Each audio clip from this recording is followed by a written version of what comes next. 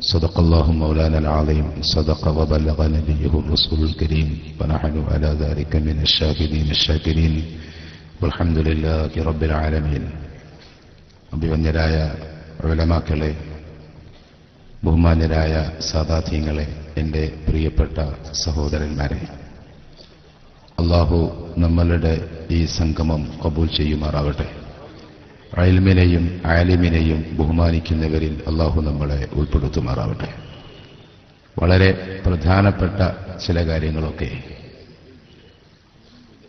ബഹുമാനപ്പെട്ട രാമന്തളി പ്രസംഗിക്കും.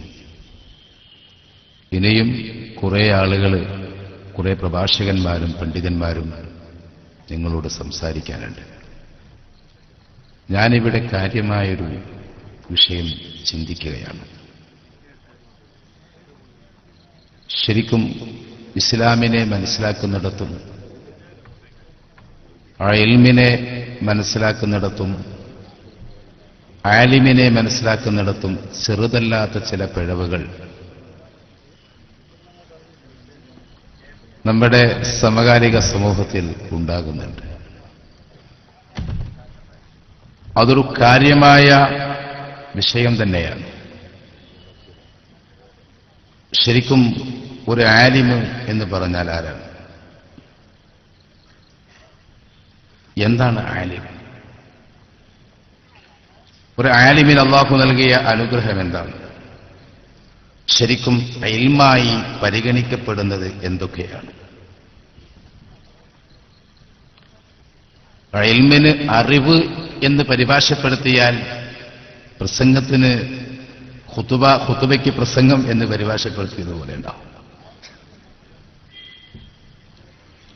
ശരിയായി പറഞ്ഞാൽ ബഹുമാനപ്പെട്ട നമ്മുടെ ഇബ്രാഹിം ഉസ്താദിനെ, വിദ്യാപ്പള്ളി ഉസ്താദിനെ രൂക്ഷമായി ചില ആളുകൾ വിമർശിച്ചു എന്ന് ഞാൻ കേട്ടു. എന്താണ് ഇൽമ് എന്നറിയാത്തത് കൊണ്ടാണ്. വളരെ സരസ്വമായി, വളരെ കൃത്യമായി കേരളത്തിൽ ഇന്ന് ഫിഖ്ഹ് പഠിപ്പിക്കാൻ ഒരു പണ്ഡിതനുണ്ടെങ്കിൽ അത് ബഹുമാനപ്പെട്ട ഇബ്രാഹിംകുട്ടി മുസ്ലിയാർ മാത്രമാണെന്ന് സാന്ദർഭികമായി ഞാൻ പറയാം.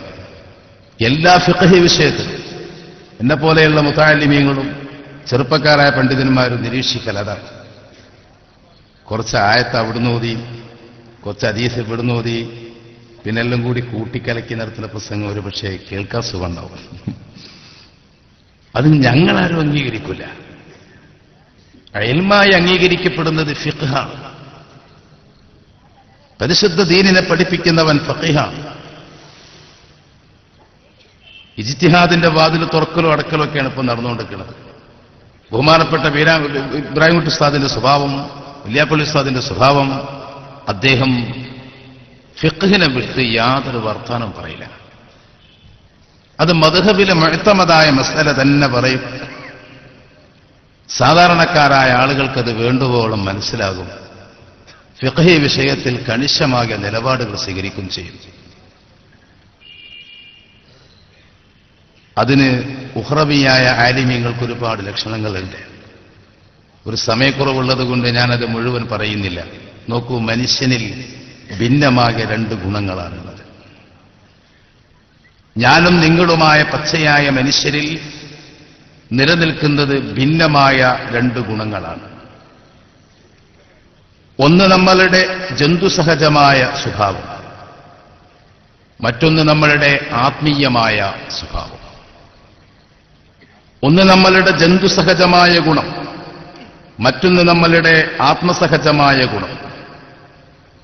വേണമെങ്കിൽ ഒന്നിനെ നമുക്ക് മലക്കൂത്തിയി എന്നും മറ്റൊന്നിനെ നമുക്ക് നാസൂത്തിയി എന്നും വിഭജിക്കാം. ഒന്നിനെ നമുക്ക് മൃഗീയമെന്നും മറ്റൊന്നിനെ നമുക്ക് ഇലാഹിയായ ഔദാര്യമെന്നും പറയാം. ഇതിൽ ഏതാണ് വളരേണ്ടത്, ഏതാണ് ചെറുതാവേണ്ടത്? ഒരു പണ്ഡിതൻ വലിയ ആലിമായി അംഗീകരിക്കപ്പെടലപ്പോഴാ ഒരുപാട് സംസാരിക്കുമ്പോഴാണ്. ഇവിടെ മനസ്സ് തുറക്കുക. ഞാൻ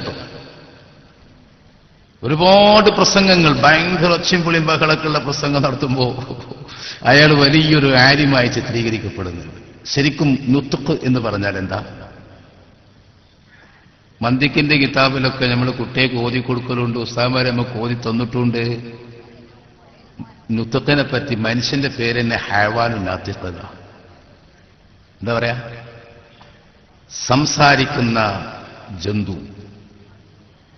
നോക്കൂ, ഒരാൾ ആവശ്യമില്ലാത്ത രീതിയിൽ സംസാരം നടത്തുന്നുവെങ്കിൽ, ഒരാൾ തോന്നിവാസം പറയുന്നുവെങ്കിൽ, ഒരാൾ തെറി പറയുന്നുവെങ്കിൽ, ഒരാൾ കള്ളത്തരം പറയുന്നുവെങ്കിൽ, ഒരാൾ സമൂഹത്തിനെ ഉലമാക്കന്മാരെ തരം താഴ്ത്തുന്നുവെങ്കിൽ അയാൾക്ക് ഒരു ഗുണമേ ഉള്ളൂ.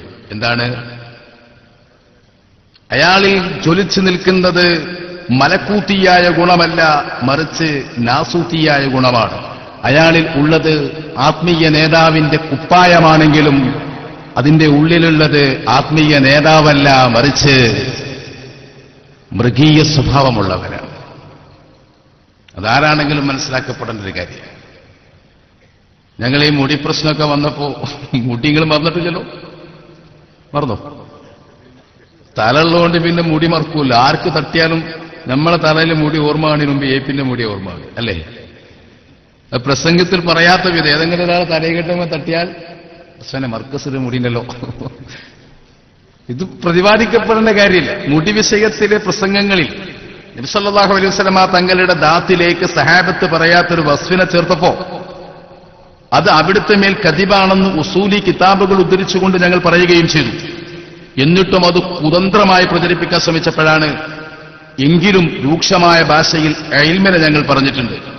വ്യക്തിപരമായ ഒരു ഷർട്ട് അയച്ചിട്ട കഥ പറയുകയാണെങ്കിൽ നാറും, പക്ഷേ ഞങ്ങൾ പറഞ്ഞിട്ടില്ല. എന്താ കാരണം? പറയാത്തത് അങ്ങനെ പറയുന്നതിൽ മൃഗീയ സ്വഭാവമാണ്. അതുകൊണ്ടാണ് ചില ആളുകൾ ഇങ്ങനെ സജീവമായി അവിടെയോടും ഇവിടെയോടും മറ്റോടത്തോടും രാഷ്ട്രീയക്കാരെ യോഗം ഉണ്ടെങ്കിൽ അവിടെയും മൂപ്പര്, ബോംബെയിൽ ചായ സൽക്കാരുണ്ടെങ്കിൽ അവിടെയും, ഡൽഹിയിലെ ബാർ ഹോട്ടലുണ്ടെങ്കിൽ അവിടെയും, അമേരിക്കയിൽ ആരെങ്കിലും തുണിയിച്ചിട്ട് കളിക്കുന്നുണ്ടെങ്കിൽ അവിടെയും, ഇന്റർനാഷണൽ ലെവലിൽ ഇങ്ങനെ ഓടിക്കളിക്കുക എന്നുള്ളതാണ് ഒരു ഉഖ്റവിയ ആലിമിന്റെ ലക്ഷണം എന്ന് ചില ആളുകൾ മനസ്സിലാക്കിയിട്ടുണ്ട്. ശരിക്കും ആലിമിന്റെ ലക്ഷണം എന്താണ്? ആലിമിന്റെ ലക്ഷണം സക്കീനത്താണ്. സക്കീനത്ത് എന്ന് പറഞ്ഞാൽ ഹുവല്ലദീ അൻസല സക്കീനത അലാ ഖുലൂബിൽ മുഅ്മിനീൻ. സക്കീനത്ത് എന്ന ഗുണത്തിനെ മുഅ്മിനീങ്ങളുടെ ഖൽബിൽ ഇറക്കിയവൻ അല്ലാഹുവാണ്. നിങ്ങൾ ആലോചിക്കൂ, പഴയകാലം, നേരത്തെ ഇവിടെ പഴയകാലത്തെ ദർസും ഉസ്താദുമാരുടെ ശൈലിയും കിതാബൊക്കെ പറഞ്ഞു.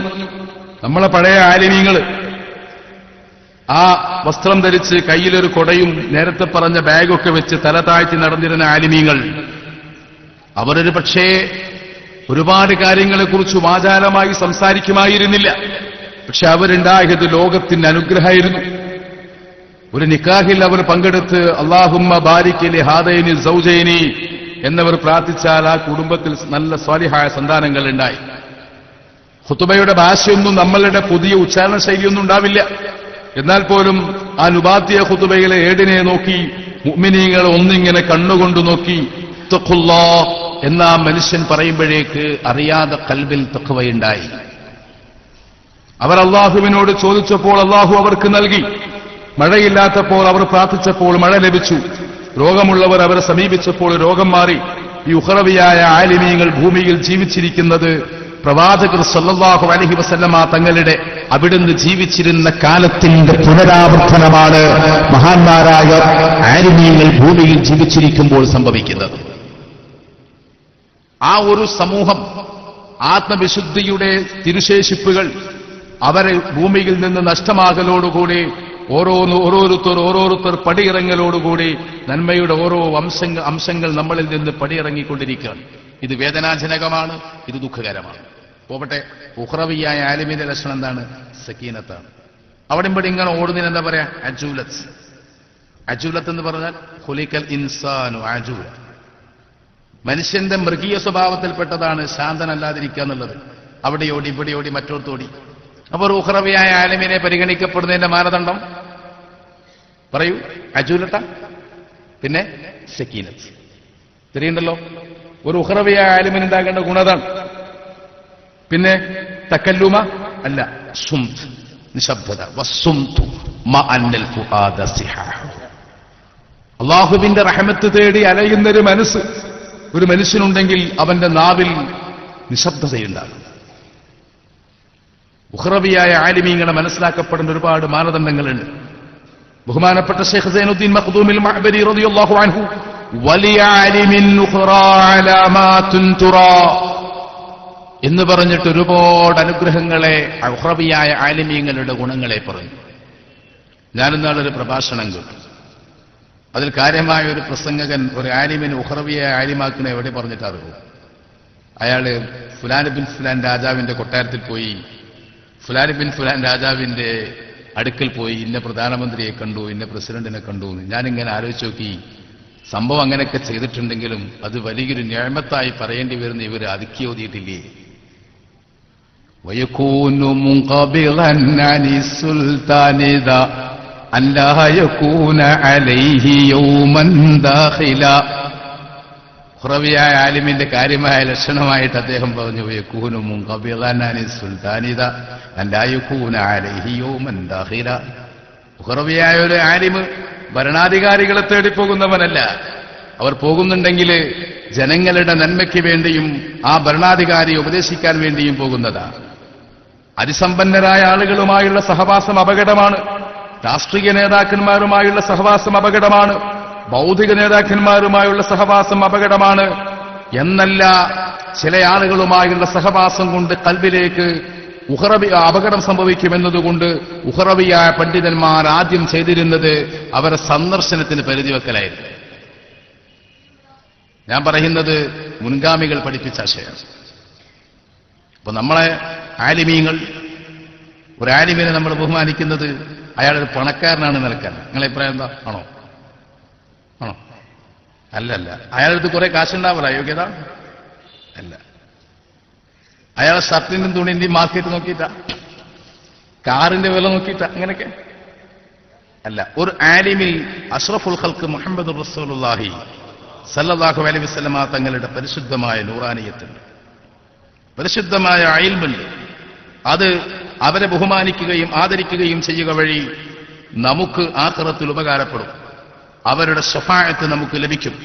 വലിയ മശ്റാവൻ സഭയിൽ പ്രയാസമുണ്ടാകുമ്പോൾ സ്വാലിഹീങ്ങൾ ആളുകളുമായി ബന്ധപ്പെട്ട് ജീവിക്കുന്ന ഒരു സാഹചര്യം അഷ്റഫുൽ ഖൽഖ് സല്ലല്ലാഹു അലൈഹി വസല്ലമ അതിന്റെ ഗുണം പരിശുദ്ധ നബിയുടെ തിരുചുണ്ടുകൊണ്ട് ലോകത്തിനെ പഠിപ്പിച്ചു.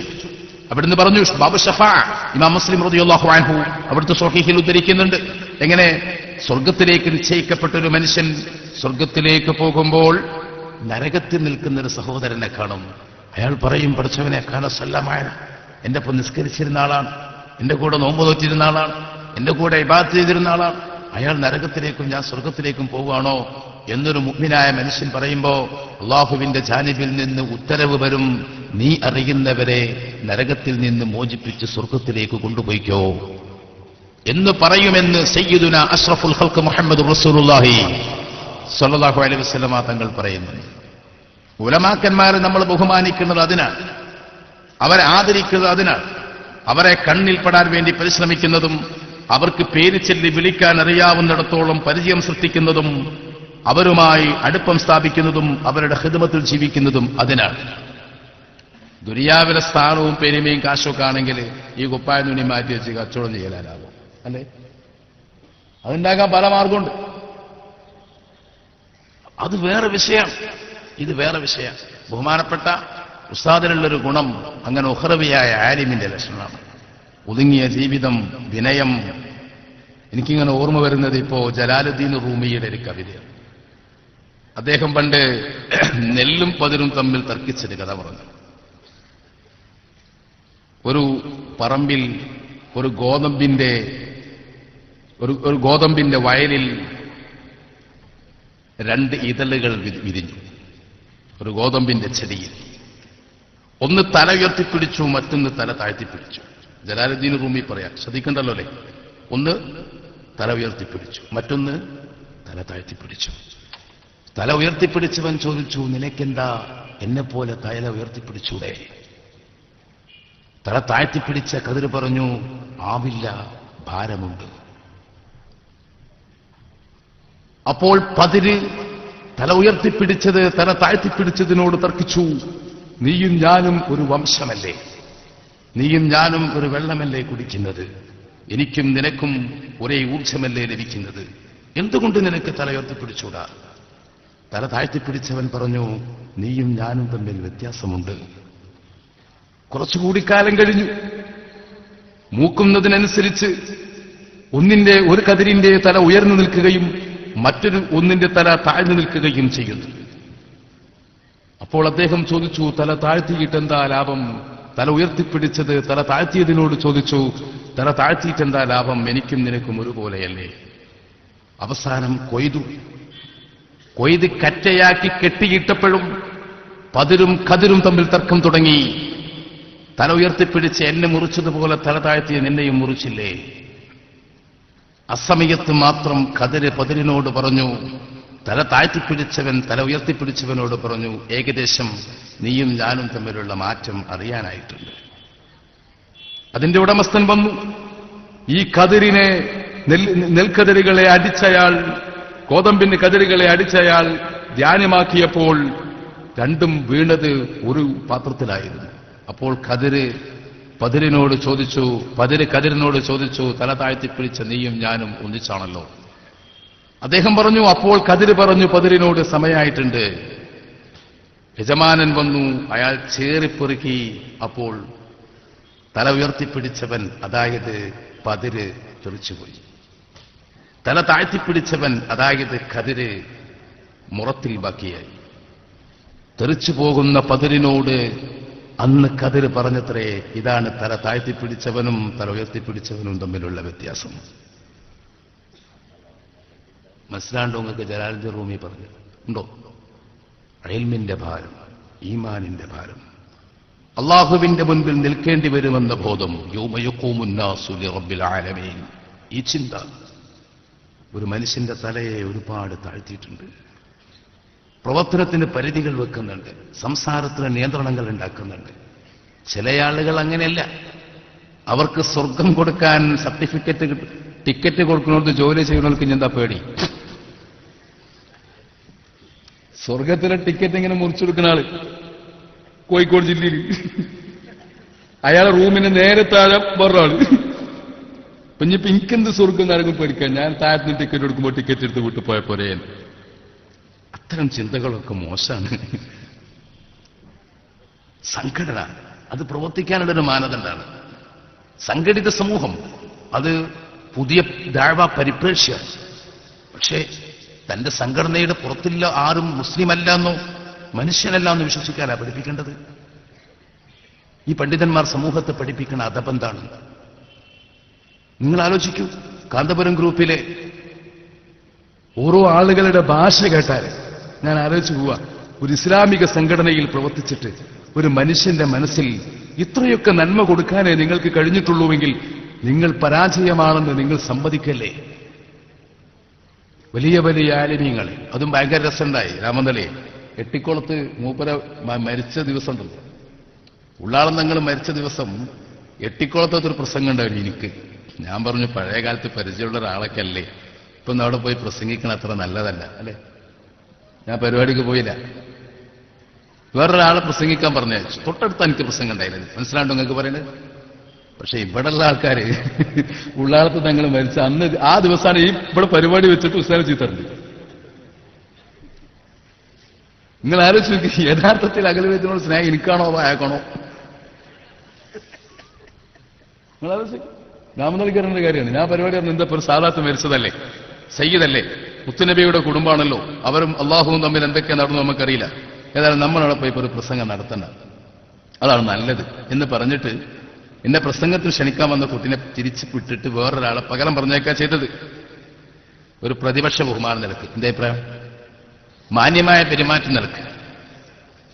ഇയാളോ അന്ന് ഇവിടെ സ്റ്റേജ് കെട്ടി ഞങ്ങൾ ഉസ്താദ് മരിച്ചിട്ടുണ്ട്, അതിന്റെ ബർക്കത്തിന് കിടക്കട്ടെ. ഞാൻ ചോദിക്കുന്നത് ഒരു സങ്കടം. പണ്ട് സച്ചിദാനന്ദന്റെ കവിതയിൽ ഒരു പാട്ടുണ്ട്, നീ എന്റെ കുഞ്ഞിന് നൽകുന്നതിപ്പോഴും ചെന്നിയായികം തേച്ചൊരമ്മിഞ്ഞയോ, സത്യമാണു ഞാൻ ചൊന്നതെൻ മനോ ദുഃഖം നിന്റെയും ദുഃഖമല്ലേ സഖി. പണ്ട് സച്ചിദാനന്ദ കവിതയിൽ അങ്ങനെ വായിച്ചിട്ടുണ്ട്. ഇപ്പോഴും നിങ്ങൾ ഈ ചെന്യായകൻ തേച്ച് എന്നെ കുട്ടിക്ക് കൊടുക്കണേ? സത്യമാണു ഞാൻ ചൊന്നതൻ മനോ ദുഃഖം നിന്റെയും ദുഃഖമല്ലോ സഖി. നമ്മൾ രണ്ടാളും ഒന്നിച്ചതിനല്ലോ ഇതിനെതിരെ യുദ്ധം തുടങ്ങിയത്. ശരി, അറിഞ്ഞിട്ടല്ല, എന്തെങ്കിലും പറഞ്ഞു നടക്കല. അപ്പൊ ഒരു ആലിമ്, ഞാൻ നിങ്ങൾക്കൊരു പൊതുവായ വിവരം തരിക, ഒരു മനുഷ്യൻ അയാളുടെ ദൗത്യം നിർവഹിക്കുന്നുണ്ടോന്നറിയാൻ നിങ്ങൾ അയാളെ ചുറ്റിപ്പറ്റി ജീവിക്കുന്ന ആളുകളെ പരിശോധിച്ചാൽ മതി. അവരെ സക്കീനത്ത്, അവരെ വറഅ്, അവരെ സംസാരം, അവരെ ശൈലി, അവരെ ആത്മാർത്ഥത, അതൊക്കെ പഠിക്കുക. അതിൽ നിന്ന് ആ മനുഷ്യന്റെ നേതൃപാഠവും ആത്മീയ രംഗത്തുള്ള നേതൃപാഠവും മനസ്സിലാവും. അതല്ലാതെ സമൂഹത്തിന്റെ നേതാവായി നിന്ന് രാഷ്ട്രീയ പ്രസ്ഥാനങ്ങളെക്കാളും തരം താഴുന്ന ശൈലിയിലേക്ക് ഇറങ്ങിപ്പുറപ്പെടുക എന്ന് പറഞ്ഞാൽ എന്തൊരു അബദ്ധം ചെയ്യുന്നത്? എന്തതിന്റെ മസല? അല്ലെങ്കിലും ഞാൻ ചിന്തിച്ചു വെക്കുക, നിങ്ങൾ ഞാനൊരു സ്വകാര്യമായിട്ട് പറഞ്ഞു വെക്കുക അല്ലേ? കാന്തപുരം ഗ്രൂപ്പിന്റെ മദ്ഹബ് ഏതാ? നിങ്ങൾ പറഞ്ഞോളൂ, ഏതാ? ഷാഫി മദ്ഹബ്. വിശ്വാസപരമായ ഏതാണ്? അശ്അരി തരീഖത്ത്. നമ്മൾ പോലും ഓതിക്കൊടുക്കുന്നത് ഒരേ കിതാബല്ലേ? നമ്മൾ ഓതിപ്പടിക്കുന്നതോ? കിബിലക്ക് മാറ്റണ്ടോ? ഇല്ല. ഖുതുബന്റെ ഭാഷയ്ക്ക് മാറ്റണ്ടോ? ഇല്ല. തറാവീഹിന്റെ റക്അത്തിന് വ്യത്യാസമുണ്ടോ? ഇല്ല. ശരിക്കും മതപരമായി എന്ത് വ്യത്യാസമാണ് ഞങ്ങളിൽ കാന്തപുരത്തിന് പറയാനുള്ളത്? പറയും, അല്ലെങ്കിൽ ഈ സമുദായത്തോട് പറയും. ഈ സമുദായത്തിലെ കുറച്ച് ചെറുപ്പക്കാരെ അടർത്തിയെടുത്ത് മദ്രസകൾക്ക് നടുവിൽ ചുമര് വെച്ചവർ പറയട്ടെ, അല്ലെങ്കിൽ പുതിയ പള്ളികൾ ഉണ്ടാക്കിയവർ പറയട്ടെ, കർമ്മപരമായും വിശ്വാസപരമായും അഹ്ലുസുന്നത്തി വൽ ജമാഅത്തിന്റെ ദായിറയുടെ പുറത്ത് ബഹുമാനപ്പെട്ട സമസ്ത കേരള ജംഇയ്യത്തുൽ ഉലമ എന്താ ചെയ്തത്? നിരർത്ഥകമായ മുദ്രാവാക്യം. ഇതിന്റെ പിന്നിലുള്ള മസോണിസവും സയണിസവും ഹൈന്ദവ ഭീകരവാദികളുമാണ് ഇതിന്റെ പിന്നിൽ പ്രവർത്തിച്ചുകൊണ്ടിരിക്കുന്നത്. നമ്മളെ തമ്മിലടിപ്പിച്ച് ഒന്ന് കരയാൻ പോലും ആവാത്ത വിധം ഭിന്നിപ്പിച്ച് നമ്മളുടെ രക്തച്ചാലുകൾ തീർക്കുന്നത്, ശത്രുക്കൾക്ക് വേണ്ടി ഈ പണി നടത്തുന്നത് ഈ പണ്ഡിതന്മാരാണ്. എന്റെ പ്രിയപ്പെട്ട ചെറുപ്പക്കാർ മനസ്സിലാക്കാൻ വേണ്ടി ഞാൻ പറയാം. നിങ്ങളോട് ഈ വാക്കും ഒന്ന് ചോദിച്ചാൽ പറയണം, ബഹുമാനപ്പെട്ട വരക്കൽ മുല്ലക്കോയ തങ്ങളുടെ കാലഘട്ടത്തിൽ സ്ഥാപിക്കപ്പെട്ട സമസ്ത കേരള ജംഇയ്യത്തുൽ ഉലമ എന്ന പ്രസ്ഥാനത്തിന്റെ കീഴിലാണ് കേരളത്തിലുള്ള സുന്നി മുസ്ലിമീങ്ങൾ ജീവിച്ചിരുന്നത്. അവരിൽ നിന്ന് വേർതിരിഞ്ഞു പോരാൻ മാത്രം മതപരമായ എന്ത് കാരണമാണ് ബഹുമാനപ്പെട്ട ഉസ്താദുമാരെ നിങ്ങൾക്ക് സമൂഹത്തോട് പറയാനുള്ളത് എന്ന് നിങ്ങൾ അവരോട് ചോദിക്കണം. ഇവിടുത്തെ സാധാരണക്കാരനോടാണ് ഞാൻ പറയുന്നത്. ഇവിടെ നമ്മളെ പള്ളിയിൽ അടിയുണ്ടാക്കി ഖുതുബയൊക്കെ പ്രശ്നാക്കി വേറൊരു പള്ളി ഉണ്ടാക്കി. ആര് ഉണ്ടാക്കിയില്ലേ? ഒരു പള്ളി, വേറൊരു പള്ളി. അവിടുത്തെ ഖുതുബന്റെ ഭാഷ ഏതാ? അറബി. ഇവിടുത്തതോ അറബി. മനസ്സിലാണ്ടോ നിങ്ങൾക്ക് പറയേണ്ടത്? അറബി ഭാഷയിൽ ഖുതുബ ഓതുന്ന ശാഫിഈ മദ്ഹബ് അനുസരിച്ച് നിസ്കരിക്കുന്ന ഒരു പള്ളിയിൽ നിന്ന് നിസാര കാരണങ്ങൾ പറഞ്ഞുണ്ടാക്കി അടിയും പിടിയും ഉണ്ടാക്കി തൊട്ടുമുമ്പിൽ മറ്റൊരു പള്ളി ഉണ്ടാക്കി നിസ്കരിക്കുന്നതിന്റെ മതപരമായ ന്യായം എന്താ? ഒരു മദ്രസയിൽ ഇങ്ങനെ പഠിക്കുകയാണ് കുട്ടികൾ, അതിന്റെ അടിയിൽ പോയിട്ട് ഒച്ചമ്പൊളി ഉണ്ടാക്കി നടുക്കൊരു ചുമരിച്ചു. ഇവിടെ വന്നാൽ നമ്മൾ പഠിപ്പിക്കണത്രേ അത്തറാവി ശുറൂന റക്അ. ഈ ചുമരിന്റെ പുറത്ത് പഴയ കാലത്ത് നമ്മൾ പഠിപ്പിച്ചു വന്നത്, ഓഹരി വാങ്ങിപ്പോയവൻ പുതിയത് എന്തെങ്കിലും പഠിപ്പിക്കുന്നുണ്ടോ ചെവിയൊന്ന് കുറിപ്പിച്ചു നോക്കിയാൽ കാണാം അദദു റക്അഅത്തി തറാവീഹി ഇശ്റൂൻ. അവിടെ ചെറിയ വ്യത്യാസം ഉണ്ടാവും അല്ലേ? അത് നമ്മൾ പോലും നമ്മൾ സംസാര വ്യത്യാസമാണ്. അപ്പൊ നമ്മൾ പശു എന്ന് പറയും, അത് പേരോട് ദ്രമാ സഖാഫിന്റെ ഭാഷയിൽ എങ്ങനെ പറയാ? തിരിണില്ല. 4 കാലുള്ള, അപ്പം 2 തക്ബീർ. 2 കൊമ്പുള്ള, അടുത്ത തക്ബീർ. 1 വാലുള്ള, തക്ബീർ ഇങ്ങനെ വരട്ടോ. 4 മുലയുള്ള വസ്തുവിന്റെ പേരാണ് പശു എന്നോ? മൂരിക്കുട്ടിയുടെ ഉമ്മ. പശു എന്ന് പറഞ്ഞെടുത്തുനിന്ന് മൂരിക്കുട്ടിയുടെ ഉമ്മ എന്ന് പറയാനാണോ ചുമര് വെച്ചത്? മനസ്സിലായി നിങ്ങൾക്ക് പറയേണ്ടത്? തിരിയുണ്ടോ? മനസ്സിലായില്ലേ? ഇവിടെ തറാവീഹ് 20 റക്അത്ത് എന്ന് പറഞ്ഞു, അവിടെ തറാവീഹിന്റെ റക്അത്തിന്റെ എണ്ണം 20 എന്ന് പറഞ്ഞു. ഇതിനു വേണ്ടിയാണോ ഒരു ഉമ്മാന്റെ മക്കൾ തമ്മിലടിപ്പിച്ചത്? ഇതിനു വേണ്ടിയാണോ പരിശുദ്ധമായ പള്ളികളിൽ രക്തച്ചാലുകൾ തീർത്തത്? ഇതിനു വേണ്ടിയാണോ ഒരു മനുഷ്യൻ മരിച്ചിടത്ത് ചെന്ന് ആത്മാർത്ഥമായി ദുആ ചെയ്യാൻ പോലും ആകാത്ത വിധം ഈ സമൂഹത്തിന്റെ മനസ്സിനെ അകറ്റിയത്? ഇതിനു വേണ്ടിയാണോ പിഞ്ചു കിടാങ്ങൾക്ക് അല്ലാഹുവിന്റെ ഹബീബിന്റെ പരിശുദ്ധ ജന്മദിനത്തിൽ ഒന്നിച്ചിരുന്ന് സലാത്ത് ചൊല്ലി തെരുവിലൂടെ പുതിയ വസ്ത്രം ധരിച്ച് നടക്കാനാവാത്ത വിധം ഭിന്നതയുടെ മതിൽ തീർത്ത് ഇവർക്ക് കയ്യിൽ കല്ലുകൾ കൊടുത്ത് പരസ്പരം എറിയിച്ചത് ഇതിനു വേണ്ടിയായിരുന്നോ എന്ന് മറുപക്ഷത്തുള്ള പണ്ഡിതന്മാരോട് നമ്മൾ ചോദിക്കണം. ആർക്ക് വേണ്ടിയാണ് ഈ ജോലി ചെയ്തത്? ആരാണ് ഇതിന്റെ ഗുണഭോക്താക്കൾ? ആർക്കാണ് ഇതിന്റെ നേട്ടം? ആരാണ് ഇതിന്റെ ലാഭം കൊയ്തത്? എന്റെ പാവപ്പെട്ട സമുദായമാണോ? അല്ല, മറിച്ച് ഇതിന്റെ ശത്രുക്കളാണ്. മനസ്സിലാവുണ്ടോ നിങ്ങൾക്ക് പറയുന്നത്? മനസ്സിലാവണുണ്ടോ? ഇതൊരു പോരാട്ടമാണ്. നിരർത്ഥകമായ മുദ്രാവാക്യങ്ങളുമായി മുന്നോട്ടു പോയി അടിസ്ഥാനപരമായ വാദങ്ങളില്ലാതെ സമൂഹത്തെ തമ്മിലടിപ്പിക്കുന്നവർ ഇവർ ചെയ്തുകൊണ്ടിരിക്കുന്നത് ചരിത്രത്തിൽ സിയോണിസ്റ്റുകൾ ചെയ്ത കാര്യമാണ്. ആത്മീയതയ്ക്ക് പകരം വ്യാജ ആത്മീയതയെ പടച്ചു. ശേഖന്മാർക്ക് പകരം വ്യാജ ശേഖന്മാരെ പടച്ചു. മദ്രസകൾക്ക് പകരം വ്യാജ മദ്രസകൾ ഉണ്ടാക്കി. പള്ളികൾക്ക് പകരം വ്യാജമായ പള്ളികൾ ഉണ്ടാക്കി.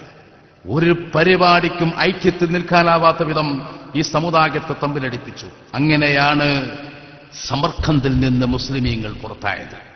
അങ്ങനെയാണ് ബുഖാറയിൽ നിന്ന് മുസ്ലിമീങ്ങൾ പുറത്തായത്. അങ്ങനെയാണ് സ്പെയിനിൽ നിന്ന് മുസ്ലിമീങ്ങൾ പുറത്തായത്.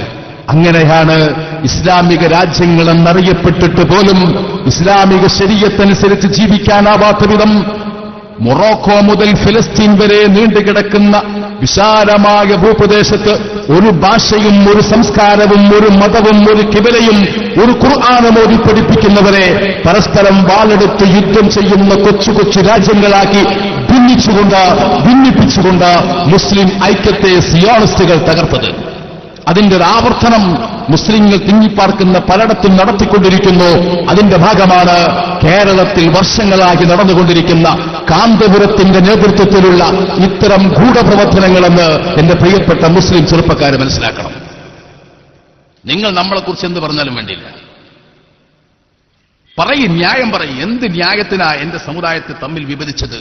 എന്തിനാ എന്റെ ഉമ്മ പെറ്റ 2 സഹോദരന്മാരുടെ കയ്യിൽ കത്തി കൊടുത്തത്? എന്തിനാ വഖഫ് ഭൂമികൾ അന്യാധീനപ്പെട്ടത്? എന്തിനാണ് ഇവിടെ പള്ളികൾ പൂട്ടിയത്? നിങ്ങൾക്കൊക്കെ നേതാക്കളാകാൻ വേണ്ടിയാണോ? വേറെന്താ ഈ സമുദായം നിങ്ങളോട് ചെയ്ത തെറ്റ്? കഴിക്കുന്ന ഭക്ഷണം പകുത്തു തന്നതോ? നിങ്ങൾ സംഭാവന ചോദിച്ചപ്പോൾ സംഭാവന തന്നതോ? നിങ്ങൾക്ക് പിന്നിൽ അണിനിരന്നതോ? എന്താണ് എന്റെ പാവപ്പെട്ട സമുദായം നിങ്ങളോട് ചെയ്ത തെറ്റ്? നിങ്ങൾ പറയും. മരണപ്പെട്ട് കഴിഞ്ഞാൽ പിന്നെ നേതാവായി. ഒരു വലിയ അത്ഭുതമാണ്. സ്വീകരിക്കുക, എ പി ഗ്രൂപ്പ് ഒരാളെ സ്വീകരിക്കാനുള്ള മിനിമം മാക്സിമം യോഗ്യത എന്താണോ? എന്താ? മരിക്കുക, ജീവിച്ചിരിക്കുന്ന കാലത്ത് ആക്ഷേപിക്കുക, മരിച്ചു കഴിഞ്ഞാൽ പിന്നെ അവിടെ നിലവിളക്കും കൊടിയും വെച്ച് കുത്തിറക്കുക. ഇപ്പൊ പറഞ്ഞു നോക്കുമ്പോ എന്താ കേൾക്കുന്നത് നിങ്ങൾക്ക്? യഥാർത്ഥത്തിൽ സമസ്ത കേരള ജമിയത്തുൽ ഉലമയിൽ നമുക്ക് ആർക്കും സന്തോഷകരമല്ലാത്തൊരു സംഭവം ഉണ്ടായി. ശരിക്കും ഇപ്പോ ബഹുമാനപ്പെട്ട ഉള്ളാളത്ത് തങ്ങളുടെ പേരിൽ റൂസുകളും നേർച്ചകളും ഒക്കെ നടക്കുന്നുണ്ട്. അവരെ മർസിയത്തൊക്കെ നടക്കുന്നുണ്ട്, അനുസ്മരണം നടക്കുന്നുണ്ട്.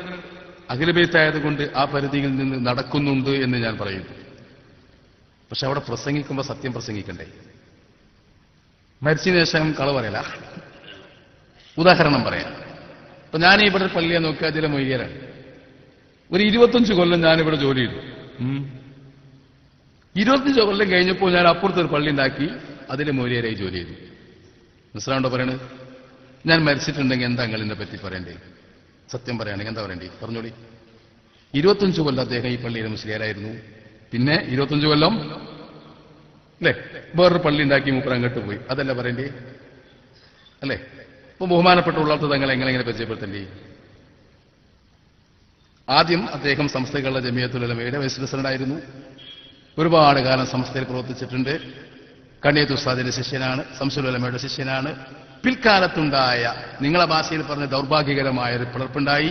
അദ്ദേഹം മറുപക്ഷത്തൊരു സംസ്ഥയുണ്ടാക്കി, അതിന്റെ പ്രസിഡന്റായി 10-25 വർഷം പ്രവർത്തിച്ചിട്ടുണ്ട്. അങ്ങനല്ല പറയണ്ടേ?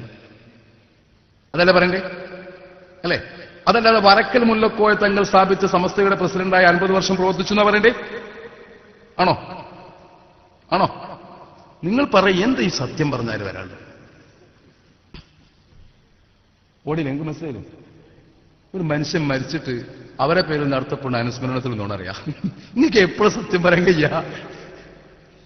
ഉറങ്ങേണ്ടി വരൂലേ? ഉറക്കത്തിലെങ്കിലും സത്യം പറയാൻ ശരിക്കണം. ശരിക്കും എന്താ ഉള്ളത്? ശരി നിങ്ങൾക്ക് മനസ്സിലായില്ലേ? ഞാൻ പറഞ്ഞ മനസ്സിലായില്ലേ? അതല്ലേ എന്റെ ശരി, അതല്ലേ അതിന്റെ ചരിത്രം, അതല്ലേ സമൂഹം വായിക്കുന്നത്, അതല്ലേ ശരി സത്യത്തിൽ ആലിമീങ്ങൾ പറയേണ്ടത്? ചരിത്രത്തെ നിരാകരിക്കല. അല്ലെങ്കിൽ കേട്ടാ തോന്നുന്നു ഉള്ളാളത്തെ തങ്ങൾ സമസ്തയിൽ നിന്ന് പുറത്താക്കപ്പെട്ടിട്ടില്ലാന്ന്, അല്ലേ? അല്ലെങ്കിൽ മൂപ്പർ വേറൊന്നുണ്ടാക്കി. നിങ്ങൾ രണ്ടാളെ ഭാഷയും നിഷ്പക്ഷ ചിന്തിച്ചോ, രണ്ടാളെ ഭാഷ വെച്ചോ. ഇറങ്ങി പോന്നു നിങ്ങൾ പറഞ്ഞു, ഓക്കെ, തങ്ങൾ ഇറങ്ങി പോന്നിട്ടില്ല എന്നാണല്ലോ നിങ്ങളെ പ്രസംഗത്തിൽ തോന്നുക. 50 കൊല്ലം അദ്ദേഹം അവിടെ ഉണ്ടെങ്കിൽ, അല്ലേ?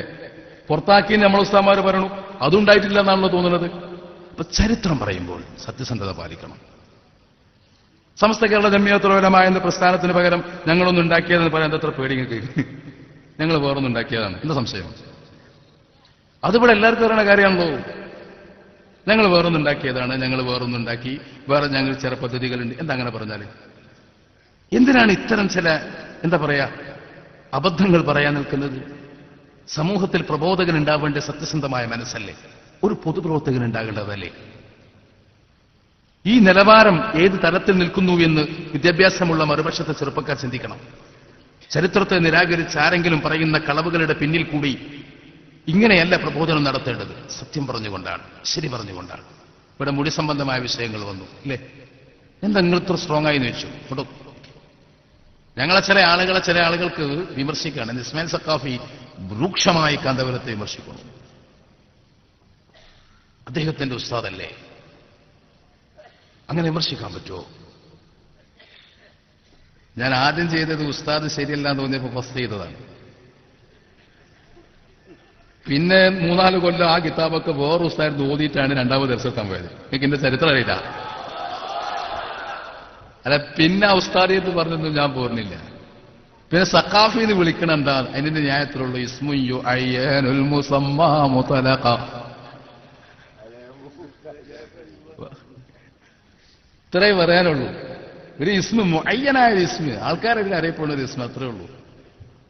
അതിനർത്ഥമൊന്നും ദയവായിട്ട് എനിക്ക് തരരുത്, ആദരവും വേണ്ട. നിങ്ങൾ ഇസ്മായിൽ മുസ്ലിയാർ എന്ന് വിളിച്ചാൽ വളരെ സന്തോഷം. ഞാൻ സ്വന്തം എഴുതി ഒപ്പിടുമ്പോഴൊക്കെ അങ്ങനെയാണ് ഇസ്മായിൽ മുസ്ലിയാർ. പിന്നെ ഇങ്ങനെ എന്തായി? യോമൻ അബൂസൻ ഖംതരീറ നായത്തിറങ്ങുന്നതിന് മുമ്പ് അബ്ബാസ് റളിയല്ലാഹുവിന്റെ പേര് അബ്ബാസ് നായനല്ലോ. അതേപോലെ ആ പേരെങ്ങിട്ട് മഷൂറായി എന്നതിലപ്പുറം അതൊരു വലിയ അംഗീകാരമായിട്ടും തോന്നുന്നില്ല. ആ പേരെങ്ങാൻ എനിക്ക് കിട്ടിയിട്ടില്ലായിരുന്നെങ്കിൽ ഞാൻ പൊതുജീവിതത്തിൽ ഉണ്ടായിരുന്നില്ല.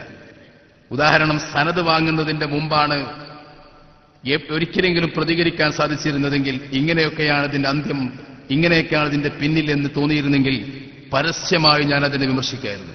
ഞാൻ പഠിച്ച ഇൽമനുസരിച്ച് ഇബാദത്ത് ചെയ്ത് കൂടാൻ അവസരം കിട്ടിയായിരുന്നു. ഞാൻ മനസ്സിലാക്കുന്നത് ഭൂമിയിൽ അല്ലാഹു എനിക്ക് തന്ന ഏറ്റവും വലിയ ശിക്ഷ നിങ്ങളെ കൂടെ കൂടിയതാണ്. അതുകൊണ്ട് ഞാൻ പ്രസംഗിക്കേണ്ടി വന്നു, അതുകൊണ്ട് ഞാൻ പൊതുരംഗത്ത് വരേണ്ടി വന്നു. അല്ലെങ്കിൽ എന്റെ മക്കളും പേരമക്കളും എന്നെക്കുറിച്ച് ധരിക്കും ഉപ്പ ഇങ്ങനത്തെ ഒരാളായിരുന്നു എന്ന് ചരിത്രം രേഖപ്പെടുത്തും. അള്ളാഹു കാത്തുരക്ഷിക്കുമാറാവട്ടെ. നിങ്ങൾ മനസ്സിലാക്കിയത് കഥ കഴിഞ്ഞു, കഥ തുടങ്ങണം. ഈ നബി സല്ലല്ലാഹു അലൈഹി വസല്ലമ തങ്ങളുടെ ദാത്തു ശരീഫയ്ക്ക് സഹാബത്ത് പറഞ്ഞ വസ്ഫിന് വിരുദ്ധമായ ഒരു വസ്ഫ് പറയുന്ന മസല എന്താ? ആലിമീങ്ങളുണ്ടല്ലോ മറുപക്ഷത്ത്. നിങ്ങൾ ആ കൊണ്ടുവന്ന മുടി എത്ര നീളമുണ്ട് നോക്ക്. അത്ര നീളമുള്ളൊരു മുടി ദാത്തു ശരീഫയിലേക്ക് ചേർത്ത് പറയുന്നതിന്റെ വിധി എന്താണ്? സഹാബത്താരും നബി സല്ലല്ലാഹു അലൈഹി വസല്ലമ തങ്ങൾക്ക് പെരടിയിൽ തട്ടുന്നതിന്റെ അപ്പുറം നീളമുള്ള മുടി കണ്ടിട്ടില്ല. അപ്പൊ പറഞ്ഞു 6 കൊല്ലം വെട്ടാതിരുന്നത് കൊണ്ട് കാണാതിരുന്നതാവാം, ഒന്നിച്ച് നീണ്ടതാവാം, എന്തൊക്കെ വ്യാഖ്യാനങ്ങൾ വന്നു. നമ്മൾ പറഞ്ഞു ഇമാം നബി റളിയല്ലാഹു അൻഹു ശറഹ് മുസ്ലിമിൽ ഈ ഹദീസ് വിശദീകരിച്ചിട്ടുണ്ട്. ഹദീസ് വിശദീകരിക്കേണ്ടത് പേരോടുമല്ല കാന്തപുരമല്ല. ഇന്നതിന് യോഗ്യതയുള്ളവരുണ്ടോ എന്ന് നോക്കണം. ഒരു മുഹദ്ദിസ് ഹാഫിളിന്റെ മർത്തബയിൽ വരണം. അങ്ങനെ വരണമെങ്കിൽ ഏറ്റവും ചുരുങ്ങിയത് അയാൾക്ക് 3 ലക്ഷം ഹദീസുകൾ ഹിഫ്ള് ഉണ്ടാവണം. അപ്പോഴാണ് ഒരു മുഹദ്ദിസിന് ഹാഫിള് എന്ന പദവി കൊടുക്കുള്ളൂ. അങ്ങനത്തെ ഒരാൾക്കാണ് ആധികാരികമായി ഹദീസ് വ്യാഖ്യാനിക്കാനുള്ള യോഗ്യത. എന്നിട്ടും അതിന്റെ സ്വീകാര്യത ഈ മുഹദ്ദിസിന്റെ ഫിഖ്ഹിനെ പരിഗണിച്ചുകൊണ്ടും അദ്ദേഹത്തിന്റെ മദ്ഹബ് നോക്കിയിട്ടോടെ. അള്ളാഹു ശരിയായ ഇൽമിനെ നമുക്ക് നൽകുമാറാവട്ടെ. എന്തായാലും ഇമാം നബവി റളിയല്ലാഹു അൻഹു പറഞ്ഞത് ഇദാ ഗഫല അനി തഖ്സീരി യദ്രിബു മൻകിബിഹിന, മുടി വെട്ടാതിരുന്നാൽ ഗഫല അൻ ഷൈ, എന്താ അർത്ഥം? ഇത്ര കാലം എന്ന് കണക്കില്ല അവിടെ, എത്ര കാലം വെട്ടാതിരുന്നാലും അഷ്റഫുൽ ഖൽഖ് മുഹമ്മദ് റസൂലുള്ളാഹി സല്ലല്ലാഹു അലൈഹി വസല്ലമ തങ്ങളുടെ പരിശുദ്ധമായ മുടി പെരടിയിൽ തട്ടുപോലെ വളർന്നിട്ടുള്ളൂ. ഈ പറഞ്ഞതിനെതിരായിട്ട് കാന്തപുരം പറഞ്ഞ് അംഗീകരിച്ചാൽ എന്താവും? നുഖ്ബയുടെ മുഖദ്ദിമ ഓതിയവന് മനസ്സിലാവും. നബി സല്ലല്ലാഹു അലൈഹി വസല്ലമ തങ്ങളുടെ വസ്ഫ് പറയുക എന്നത് ഹദീസിൽപ്പെട്ടതാണ്. നബി സല്ലല്ലാഹു അലൈഹി വസല്ലമ തങ്ങൾ കാന നബി സല്ലല്ലാഹു അലൈഹി വസല്ലമ മർബൂഅൻ, നബി സല്ലല്ലാഹു അലൈഹി വസല്ലമ ഒരു ഒത്ത മനുഷ്യനായിരുന്നു എന്ന ഹദീസിലുണ്ട്. അതിലൊരാൾ പറയാണ് നബി തങ്ങൾ നീളം കൂടിയ ആളാണെന്ന് പറഞ്ഞാൽ അയാൾ നബി സല്ലല്ലാഹു അലൈഹി വസല്ലമ തങ്ങളുടെ മേൽ കളവ് പറഞ്ഞവനായി. നബി സല്ലല്ലാഹു അലൈഹി വസല്ലമ തങ്ങൾ വെളുപ്പ് കലർന്ന ചുവപ്പ് നിറമായിരുന്നു എന്ന് ഹദീസിലുണ്ട്, സഹാബത്ത് പഠിപ്പിച്ചിട്ടുണ്ട്. ഒരു ഖസ്റജി വന്നിട്ട് പറയാണ് കറുത്ത ആളായിരുന്നു എന്ന് പറഞ്ഞാൽ അത് അംഗീകരിച്ചാൽ അഷ്റഫുൽ ഖൽഖ് റസൂലുള്ളാഹി സ്വല്ലല്ലാഹു അലൈഹി വസല്ലമ തങ്ങളെ തൊട്ട് കളവ് പറഞ്ഞവരാവും. ഇതുപോലെ അവിടുത്തെ ദാത്ത് ശരീഫയുടെ ഗുണമായി പറഞ്ഞ ഏതെങ്കിലും ഒരു വസ്ഫിന് വിരുദ്ധമായ ഒന്നിനെ, സഹാബത്ത് പറയാത്തൊന്നിനെ നബി സല്ലല്ലാഹു അലൈഹി വസല്ലമ തങ്ങളിലേക്ക് ചേർത്ത് പറഞ്ഞാൽ അവൻ അഷ്റഫുൽ ഖൽഖ് മുഹമ്മദ് റസൂലുള്ളാഹി സ്വല്ലല്ലാഹു അലൈഹി വസല്ലമ തങ്ങളുടെ മേലിൽ കദിബ് പറഞ്ഞവരാകും. അവിടെ ഫുഖഹാക്കൾ എന്താ പറഞ്ഞത്? നബി സല്ലല്ലാഹു അലൈഹി വസല്ലമ തങ്ങളുടെ മേലിൽ കരുതിക്കൂട്ടി കളവ് പറയുന്നത് ഹറാമാണെന്ന് വിശ്വാസപ്രകാരം തന്നെ ഒരാൾ നബി തങ്ങളുടെ മേൽ കളവ് പറഞ്ഞാൽ നിരുപാധികം അവൻ ഫാസിഖാകും. അവിടെ വീണ്ടും ഒരുപാട് മസലകൾ വരുന്നുണ്ട്. ഖാദി പോസ്റ്റെന്ന് ഓട്ടോമാറ്റിക് പോകുന്ന ഫാസിഖായാല് ഒരഭിപ്രായം അല്ല, ഫാസിഖ് ഖാദിയാകുന്നതിന് വിരോധമില്ല മറ്റൊരു മസല. എന്തായാലും പറഞ്ഞു ഫാസിഖ് ആകൂലാന്ന് ആരും പറഞ്ഞിട്ടില്ല. മൂലരെ കൗത്തുനിന്ന് കയറാണ് പോണില്ല എന്നർത്ഥം. ചിന്തിച്ചു നോക്ക്. ഞാൻ നിങ്ങളോട് ഇതിന്റെ ഗൗരവം മനസ്സിലാക്കാൻ വേണ്ടി പറയാം. പിന്നെ എന്താ ചെയ്യേണ്ടത്? നിങ്ങൾ കഴിക്കുന്നതിന്റെ ഭക്ഷണം പകുത്തു തന്ന ഞങ്ങൾ, നിങ്ങൾ കാണുമ്പോൾ ആദരവോടുകൂടി കൈപിടിച്ച് മുത്തുന്ന ഞങ്ങൾ, നിങ്ങൾ ദുആ ചെയ്യാൻ വേണ്ടി വസിയ്യത്ത് പറയുന്ന ഞങ്ങൾ, നിങ്ങളെ മക്കളെക്കാളേറെ നിങ്ങൾ ഞങ്ങളെ സ്നേഹിക്കുന്നുണ്ട്, നിങ്ങളെ പിതാക്കന്മാരെക്കാളേറെ നിങ്ങൾ ഞങ്ങളെ സ്നേഹിക്കുന്നുണ്ട്. ഞങ്ങൾ നിങ്ങളോട് എന്താ പറയേണ്ടി? ശരിയല്ലേ പറയേണ്ടത്? അല്ലേ? നിങ്ങൾ പറയും അല്ലേ? അല്ലേ? ഞങ്ങൾ പറഞ്ഞു മക്കളെ, ആ മുടി അംഗീകരിച്ചാൽ അത് സഹാബത്ത് പറഞ്ഞ വസ്ഫിനെതിരെയുള്ള വസ്ഫാണ്. അത് സ്വീകരിച്ചിട്ടുണ്ടെങ്കിൽ അവിടുത്തെ മേൽ കദിവ് പറയലാകും. അവിടുത്തെ മേൽ കദിവ് പറയുന്നവൻ പരാജയപ്പെട്ടു പോകും. അള്ളാഹു നമ്മളെ കാത്തുരക്ഷിക്കുമാറാവട്ടെ. പിന്നെ നിങ്ങൾ കുറച്ച് ആളുകൾ നമ്മളെ ചീത്ത അറിയുന്ന പേടിച്ചിട്ട്, അല്ലെങ്കിൽ നിങ്ങൾ കൊട്ടേഷൻ കൊടുക്കുന്ന പേടിച്ചിട്ട്, നിങ്ങൾ നമ്മളെ ആക്ഷേപിക്കുന്ന പേടിച്ചിട്ട്, നിങ്ങൾ നമ്മളെ ഇല്ലായ്മ ചെയ്യുന്ന പേടിച്ചിട്ട് കളവ് പറയണോ? പറയൂ. നിങ്ങൾ എന്തർത്ഥത്തിലായി ചീത്ത പറയേണ്ടത്? ബഹുമാനപ്പെട്ട ഉസ്താദ് നിങ്ങളോട് ഇതുവരെ ശരിയല്ല എന്തെങ്കിലും പറഞ്ഞു തന്നിട്ടുണ്ടോ? ഇതുവരെ ഈ രീതിയിലല്ല അദ്ദേഹത്തെ നിങ്ങൾ കണ്ടിട്ടുണ്ടോ? ഹക്കല്ലേ നിങ്ങളെ പഠിപ്പിച്ചിട്ടുള്ളൂ? സത്യമല്ലേ നിങ്ങളെ പഠിപ്പിച്ചിട്ടുള്ളൂ? ഇവരെന്താ പിന്നെ നിങ്ങൾ എങ്ങനെ അദ്ദേഹത്തെ സ്നേഹിക്കുന്നത്? സ്വന്തം പിതാവിനേക്കാളേറെ, അതല്ലെങ്കിൽ സ്വന്തത്തിനേക്കാളേറെ ഉസ്താദിനോടൊരു പ്രത്യേക ആദരവും ബഹുമാനവും ഉണ്ട്. ആ ബഹുമാനം ഇങ്ങോട്ട് കൊടുക്കുന്ന ഉസ്താദ് നിങ്ങളോട് എന്ത് തരണം തിരിച്ച്? സത്യസന്ധതയല്ലേ തരാൻ പറ്റുള്ളൂ. അഭിപ്രായം ശരിയല്ലേ നിങ്ങളോട് പറയാൻ പാടുള്ളൂ? ഇവർ നാലാൾ തെറി പറയുന്ന കരുതി കള്ളത്തരം പറയല. സുബ്ഹാന ജല്ല വല. അത് പരിശുദ്ധമായ കൊടുക്കൽ വാങ്ങലുകൾക്കെതിരല്ലേ? യഥാർത്ഥ സ്നേഹത്തിനെതിരല്ലേ? ഇവിടെ വളരെ ഗൗരവമുള്ളൊരു കാര്യമുണ്ട്. എന്റെ പ്രിയപ്പെട്ട ചെറുപ്പക്കാർ ശരിക്കും ചിന്തിക്കാൻ വേണ്ടി പറയാം. ഇവിടെ ഇതിന്റെ പിന്നിൽ സിയോണിസ്റ്റുകളുണ്ട്, സയനിസം ഉണ്ട്. അവരാണ് നബി തങ്ങൾ ഇങ്ങനെ വികൃതമായി ചിത്രീകരിച്ചത്. പിന്നെ ഇവിടെ ഒരു പാത്രം വന്നു. ഞാനിപ്പോ ഒരു തമാശ വയ്ക്കുക. വെല്ലിയാപ്പള്ളിയിൽ ഒരാൾ, ബോംബെയിൽ നിന്ന് ഒരാൾ വെല്ലിയാപ്പള്ളി വന്നു നിൽക്കുക.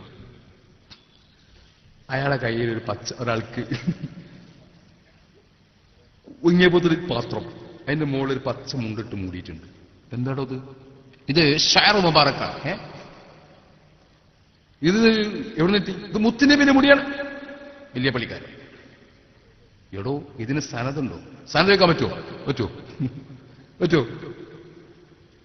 സനത് വെക്കാൻ പാടില്ല ചോദിച്ചാൽ മുത്തതിയാവും. ഇത് നെതലുണ്ടോ നോക്കാൻ പറ്റുമോ? ക്ലോസ് അടിച്ച് നോക്കട്ടെ. നെതലുണ്ട്? പാടില്ല. എന്താ? പിന്നെ നിങ്ങൾ നെതലുണ്ട് നോക്കിക്കണോ? തിരിഞ്ഞോ? ഇതൊന്ന് കത്തിച്ചു നോക്കിയാലോ? കത്തിക്കാൻ പറ്റില്ല. എന്തേ? കത്തിച്ചാ കത്തില്ല, പക്ഷേ കത്തിക്കാൻ പാടില്ല. എന്തൊക്കെയാ പറയണേ? ഈ സാധനേ ഇത് കത്തൂല. ഇത് കത്തൂല, പക്ഷെ കത്തിക്കാൻ പാടില്ല. കത്താത്ത സാധനം കത്തിക്കലുണ്ടാവോ? നിങ്ങൾ പറയും. തിരിഞ്ഞില്ല. എടോ ഇത് കത്തൂല, ഇതിന്റെ ചോട്ടിലൊരു തീ ഇങ്ങനെ കൊടുക്കണ എന്താ പറയാ? കത്തിക്കല. കത്താത്ത സാധനത്തിന്റെ പേര് കത്തിക്കല ആണോ? അല്ല, തീ വെച്ചു നോക്കുക എന്താ പറയാ? തിരിഞ്ഞോ? കത്തിക്കൂല, കത്തൂല, പക്ഷെ ഇതൊക്കെ എവിടുത്തെ ഭാഷയാണ്? കത്താത്ത സാധനം കത്തിക്കാൻ പറ്റുമോ? അപ്പോ ഇല്ല. ഇനി വെല്ലിയാപ്പള്ളിയിൽ ആരെങ്കിലും ഒരു ആൾക്കായിട്ട് വന്നാൽ ഞങ്ങൾക്ക് ധൈര്യമായിട്ട് വരാം, ഉസ്താനത്ത് വരാം, ഉസ്താൻ ചോദിക്കാം, സനതുണ്ട് ചോദിക്കാം, ഉസ്താൻ മുമ്പേ ചോദിച്ചതാണ്, കത്തോ നോക്കണം എന്നറിയാം, സമസ്ത എങ്ങനെ ചോദിച്ചതാണ്, നെതിലുണ്ടോ നോക്കണം എന്നറിയാം, സമസ്തയുടെ തീരുമാനം അതാണ്. ആണത്തുള്ള തന്റേടുള്ള പണ്ഡിതന്മാർ പറയുന്ന മുഴുവൻ കാര്യങ്ങളും നെട്ടുയർത്തി പറയാനുള്ള അവകാശം സമസ്ത കേരള ജമീയത്തിന് ലഭിക്കുന്നത്. മറുവശത്താണെങ്കിൽ ഇപ്പോ എങ്ങനെയിപ്പോ പുനഃസന്ധിക്കാൻ മറ്റൊരു തന്നിട്ട് ചിലോ എങ്ങനെയിപ്പോ ഇത് കത്തു പറ്റൂല്ലോ, നെതിലുണ്ടോ, എന്തിനാ നിങ്ങളെ പറ്റുക? ചുരുക്കി പറഞ്ഞ ഉടനെ വരും അടുത്ത പ്രസംഗം കേട്ടോ. പ്രതീക്ഷോളി ഒരു ഫോൺ ചെയ്താൽ മതി, നമ്മളും വരണ്ട്. അടുത്ത പ്രസംഗം വരും. എന്താ പ്രസംഗം തരും? നബി സല്ലല്ലാഹു അലൈഹി വസല്ലം തങ്ങളിലേക്ക് ഒരു കാര്യത്തെ ചേർത്ത് പറഞ്ഞാൽ ബഹുമാനിക്കണം. അത് നല്ല കാര്യം. പക്ഷെ ചേർത്ത് പറയേണ്ടത് ആരാ? ചേർത്ത് പറയണേ കുറച്ച് ഷർത്തുണ്ട്, അതുകൊണ്ട് പറഞ്ഞോളാം. അവിടുത്തെ ദാത്ത് ശരീഫയിലേക്കോ വസ്ഫിലേക്കോ ജീവിതത്തിലേക്കോ ഒരു കാര്യം ആർക്കാ ചേർത്ത് പറയാനുള്ള യോഗ്യത? അത് പറഞ്ഞോ. 1400 വർഷങ്ങൾക്ക് മുമ്പ് ശേഷം ജീവിച്ച അമീറുൽ ഹസ്രജിക്ക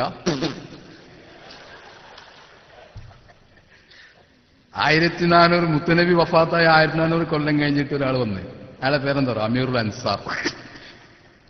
അയാൾ ശരിയാണെങ്കിൽ പോലും ഔലാദുൽ അൻസാറല്ലേ മൊലിയരെ ആവുള്ളൂ. അതെങ്ങനെ അൻസാറാവുക? നല്ല കഥയിൽ പോയി. തിരിഞ്ഞോ? എന്നിട്ട് അയാളൊരു അമീറുൽ അൻസാറാക്കി, ഇനി ഇയാൾ അമീറുൽ മുഹാജിറാകേക്കാരം. എന്നിട്ട് ഓല് രണ്ടാളും കൂടി നബി തങ്ങളിലേക്കാണ് ചേർത്ത് ഈ മുടിനെ, വേറൊരാളും ചേർത്തിട്ടില്ല. ഇന്നാ ലില്ലാഹി വ ഇന്നാ ഇലൈഹി റാജിഊൻ. അള്ളാഹു നമ്മളെ കാത്തുരക്ഷിക്കുമാറാവട്ടെ. ചേർത്ത് പറഞ്ഞാൽ അംഗീകരിക്കണമെന്ന് പറഞ്ഞിട്ട് തന്നെ പറഞ്ഞിട്ടുണ്ട്. ചേർത്ത് പറഞ്ഞിട്ടുണ്ടെങ്കിൽ പിന്നെ താബിഈങ്ങളും അഇമ്മത്തും അതിനെ ബഹുമാനിച്ചു. താബിഈങ്ങളും അഇമ്മത്തും സഹാബത്ത് ചേർത്ത് പറഞ്ഞൊരു കാര്യത്തെ ബഹുമാനിച്ചു കഴിഞ്ഞാൽ പിൽക്കാലത്ത് ആൾക്കാർക്ക് സനത് വേണ്ടാന്നുള്ള കാര്യം ഉറപ്പന്നെയാണ്. തിരിഞ്ഞില്ല. ആയിഷ റളിയല്ലാഹു അൻഹ പറഞ്ഞു, നബി സല്ലല്ലാഹു അലൈഹി വസല്ലം തങ്ങളുടെ ഷഅർ അൽ മുബാറക്കിൽപ്പെട്ടതാണ് ഇത് എന്ന് പറഞ്ഞൊരു സ്ഥലത്ത് സ്ഥാപിച്ചു. അത് ബഹുമാനപ്പെട്ട താബിഈങ്ങൾ ബഹുമാനിച്ചു. താബിഈങ്ങൾക്ക് ശേഷം അഇമ്മത്ത് ബഹുമാനിച്ചു. അങ്ങനെ മുത്തവാത്തിറായ ഒരു ഖൗമ് ബഹുമാനിച്ചു. 1400 കൊല്ലങ്ങൾക്ക് ശേഷം നമുക്കാർക്കെങ്കിലും അതിനെ ബഹുമാനിക്കണമെങ്കിൽ സനദ് നോക്കേണ്ടതില്ല. കാരണം സഹാബത്ത് ബഹുമാനിച്ചതാണ്, താബിഈങ്ങൾ ബഹുമാനിച്ചതാണ്, അഇമ്മത്ത് ബഹുമാനിച്ചതാണ്. മനസ്സിലാവുണ്ടോ പറയണത്? ചേർത്ത് പറയേണ്ടവർ പറഞ്ഞതുകൊണ്ടാണത്. നേരെ മറിച്ച് ഇത് ചേർത്ത് പറഞ്ഞതാരാ? നോളജ് സിറ്റിയുടെ പ്രധാന ആകർഷണം അവിടെ ഷെയർ മുബാറക്കുണ്ട് എന്നതാണ്. എന്തായാലും ഇപ്പൊ ബർക്കത്തിനും കൂടി ഒന്നും വെക്കണില്ല, അത് പൊട്ടും. ഇൻഷാ അല്ലാഹ് ഇനി ഇവിടെ പ്രസംഗങ്ങൾ ഒരുപാട് വരാൻ ശരിയായ രീതിയിൽ കാര്യങ്ങളെ പറഞ്ഞ് മനസ്സിലാക്കി സുന്നത്ത് ജമാഅത്തിന്റെ ആശയത്തിൽ ഉറച്ചു നിൽക്കണം. നമുക്കിവരല്ല പ്രശ്നം, ഇവിടെ വരുന്ന മുഖഭാവങ്ങളല്ല. ഇവിടെ ചില കാര്യങ്ങൾ സംഭവിച്ചിട്ടുണ്ട്. അത് ബഹുമാനപ്പെട്ട ഇമാം ഖുശൈരി റഹിമഹുല്ലാ തന്റെ റിസാലത്തുൽ ഖുശൈരിയിൽ ഒരു കവിത പറഞ്ഞു. അദ്ദേഹം പറഞ്ഞു, ഖൈമകൾ പഴയത് തന്നെയാണ്, താമസക്കാരൻ മാറിയിട്ടുണ്ട്. മനസ്സിലാവുണ്ടോ പറയുന്നത്? ഖൈമകൾ പഴയ ഖൈമകൾ തന്നെയാണ്, പക്ഷേ ഖൈമക്കുള്ളിൽ താമസിച്ചവർ മാറിയിട്ടുണ്ട്.